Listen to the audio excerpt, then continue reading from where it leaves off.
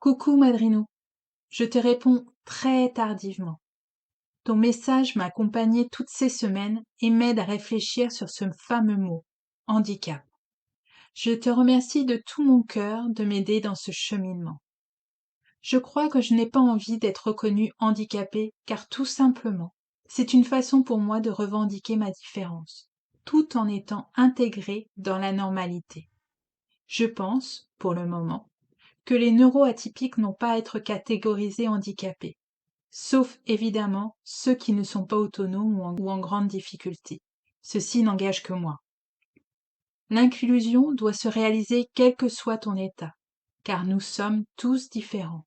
Nous avons tous des idées différentes et nous avons tous des différences neurologiques. Pour moi, l'inclusion, c'est permettre à l'autre de réaliser des activités avec toi, quel que soit son schéma de pensée ou ses opinions.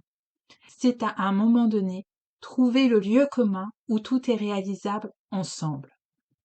Ce n'est pas évident d'exprimer ce que je ressens et ce que je pense. Les autistes ont une caractéristique, c'est d'être assez naïfs et de croire que tout est possible. Je trouve ça tellement beau. Je pense que cela nous sauvera du pessimisme ambiant. Alors je cultive cela tous les jours pour contribuer à ma façon à ce monde. Super autiste est là. Et rien que pour ça, je ne veux pas être classée dans une catégorie ou une autre. On ne laisse pas bébé dans un coin. Je veux contribuer à part entière, même si parfois c'est compliqué, douloureux, difficile. J'ai appris ces dernières années à apprécier mes souffrances. À chaque fois, j'ai un apprentissage, un cadeau qui me fait grandir. Alors, j'accepte tout et je vis. Plus rien ne me retient. Vraiment, merci Drinou de m'avoir emmené si loin dans cette réflexion. Je serais ravie de t'entendre sur le sujet.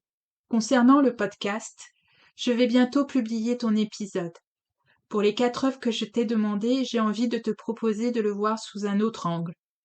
Si tu devais me partager 4 œuvres pour ma culture personnelle, qu'est-ce que tu me conseillerais de voir ou lire? Le Petit Prince et rien que pour moi. Je le recevrais comme un cadeau. Sens-toi libre de refuser. Je ne souhaite pas te forcer. Je t'embrasse tendrement, Madrinou. Je te souhaite de belles vacances et te tiens au courant de la sortie du podcast. Gros bisous, Fabienne.